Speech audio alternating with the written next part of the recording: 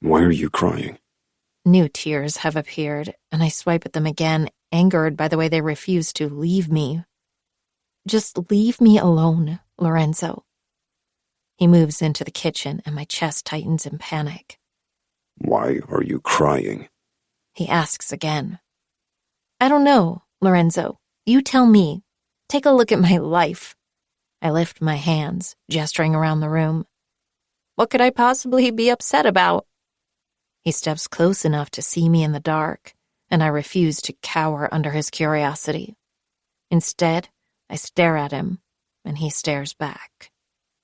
My eyes ache with the need to blink, but I push past the pain, my vision blurring with the moisture that builds in my sockets. His gaze moves first, settling on my turned-over cell phone, and I blink long and hard. He clears his throat, and his voice lowers. After my mother died, he divulges. I couldn't bring myself to look at photos of her. I was afraid of looking into her eyes. She used to have this room in the house, like a sunroom, I guess. He shrugs, now lost to his memories and no longer present in space. She used to sit there, drink coffee, and do whatever she felt like. She'd read, do a jigsaw puzzle. She'd knit sometimes. Anyway, after she died, my father kept that room closed, but I would go in there because it still smelled like her. I could feel her there if I sat in the sun and closed my eyes. He shakes his head, bringing himself back to the moment. My eyes are wet. I was so engrossed in what he was saying, I hadn't realized I started to cry again. My heart aching at the longing in his voice when he spoke of his mother. I didn't realize you'd lost your mother and father. I sniff. His gaze settles on me again, and I expect him to talk more about her, but he doesn't.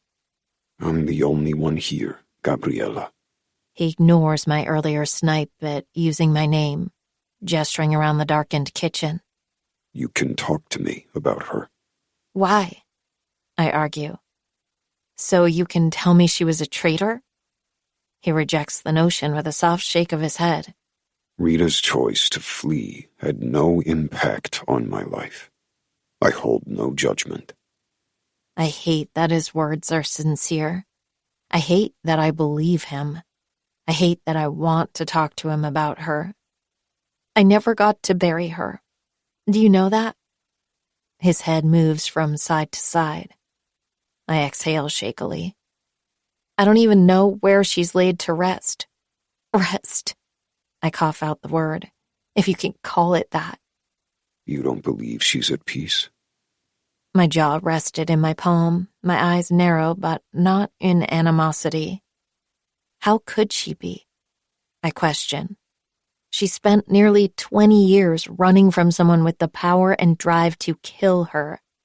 Almost half of her life was spent looking over her shoulder, wondering if that day was the day it would all come undone. She was never at peace. Even in my favorite memories of her, regret and worry sat comfortably by her side.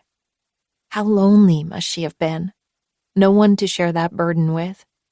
Now, even in death, she's alone, in a grave that likely doesn't even hold her real name. I can't help but think she'll be watching over her shoulder in the afterlife, too.